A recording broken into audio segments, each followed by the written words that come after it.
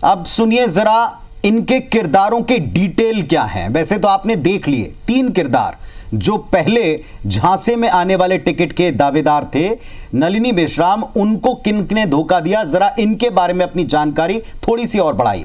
राजेश गुप्ता राजनांदगांव नगर निगम में एक निर्दलीय पार्षद हैं।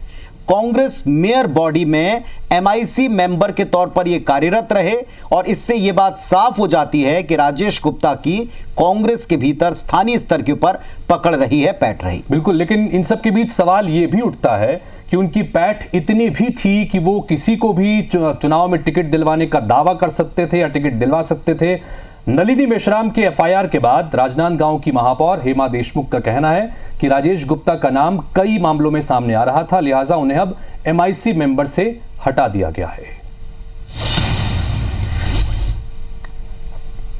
टिकट वितरण के संबंध में राशि लेने के भी आरोप हमारे एमआईसी सदस्य पूर्व में जो थे राजेश गुप्ता के ऊपर आरोप लगे। चूँकि सुनने में आया है कि आदतन इसी प्रकार के स्वभाव के हैं और उन्होंने इस आरोप में मुझे भी समेटा।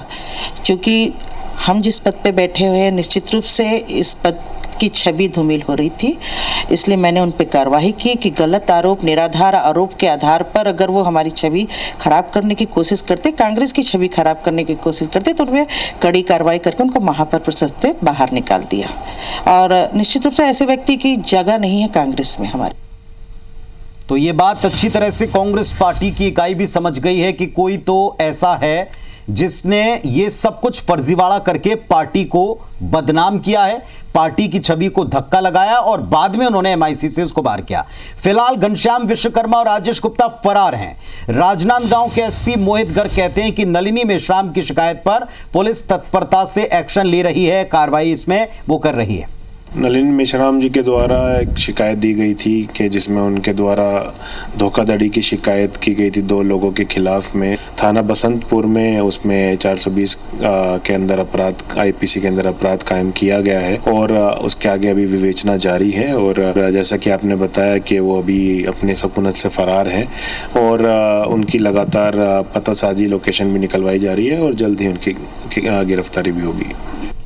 तो दुर्ग एसपी को आपने सुना। दुर्ग एसपी कह रहे हैं कि इस मामले में एफआईआर दर्ज की गई है, धारा 420 के तहत केस दर्ज किया गया है और उनकी तलाश की जा रही है। यानी कि जब से एफआईआर हुई है उसके बाद से दोनों ही आरोपी फरार हैं और दोनों के फोन भी बंद हैं। और इस वक्त इस पूरी स्टोरी को कवर करने वाले, इस पर रिसर्च करने वाले, इस पर जितने भी पीड़ित सामने आए हैं, जिन्होंने हिम्मत की है अब इस पर शिकायत करने की, उनसे बात की है हमारे सहयोगी सौरभ सिंह परिहार ने।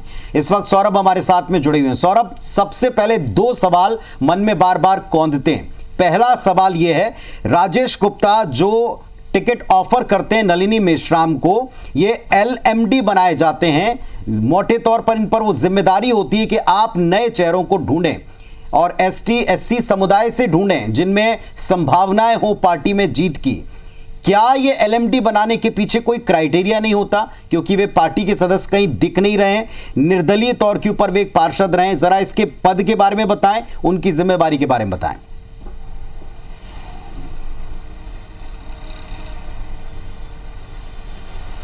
बिल्कुल, देखिए पुनीत, सबसे पहले तो आप ये पूरा मामला देखिए कि डोंगरगढ़ विधानसभा से आता है जहां पर 30-30 लाख रुपए दे दिए जाते हैं एक टिकट पाने के लिए। और सबसे महत्वपूर्ण आप देखिए कि एलडीएम, आप उसको एलएमडी कह रहे हैं, दरअसल एलडीएम है। दरअसल जो है राष्ट्रीय कांग्रेस ने अनुसूचित जाति वाले विधानसभा क्षेत्रों में जो है ताकि बेहतर और नए नेता आ सके एससी कैटेगरी में, उसके लिए पिछले दिनों एक इसी तरीके के एलडीएम बनाने का निर्णय लिया गया था, जिसमें जहाँ जहाँ वही एससी की जनसंख्या ज़्यादा है और रिजर्व सीट है वहाँ पर जो है नियुक्ति की जाती है। तो राजेश चंपू गुप्ता उनको ये जो जिम्मेदारी दी जाती है डोंगरगढ़ में।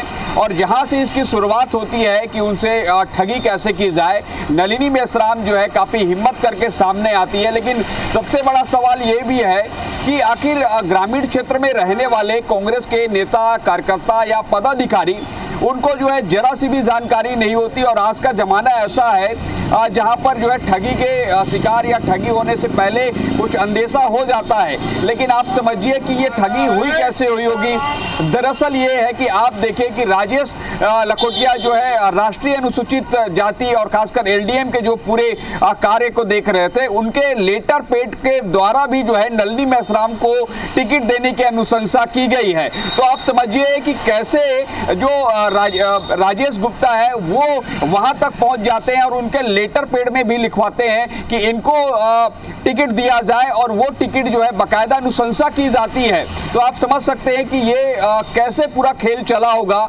लेकिन अभी हमारे पास जो जानकारी आई है और नलिनी मेश्राम ने जो पूरी डिटेल बताई है उस पर तो पूरा रिपोर्ट हमने दिखा दिया है। लेकिन सबसे महत्वपूर्ण की जो इसमें दो जिसके ऊपर आरोप लगे हैं, एक राजेश गुप्ता और एक जो है घनश्याम विश्वकर्मा। राजेश गुप्ता के हम लोग घर भी गए थे, मेरे साथ मेरे कैमरामैन अजय भी थे।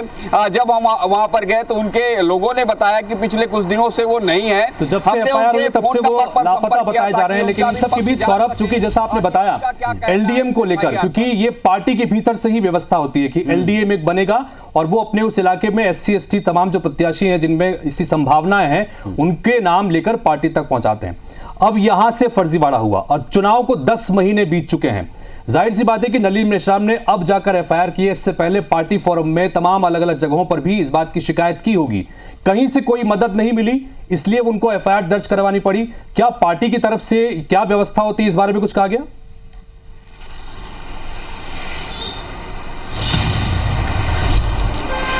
बिल्कुल, देखिए नलिनी मेश्राम ने पहले तो अगर ऐसे देखे जाए और जो कांग्रेस के नेता कहते हैं गलती तो उन्हीं की है जिन्होंने पैसे दी, लेकिन आप समझिए कि छोटे स्तर पर रहने वाले जो कार्यकर्ता है वो समझ नहीं पाते और उन्होंने पैसे दे दिए। जब उनको टिकट नहीं मिली तो वो पैसे के लिए कई महीने उनके पीछे आगे पीछे घूमते रहे।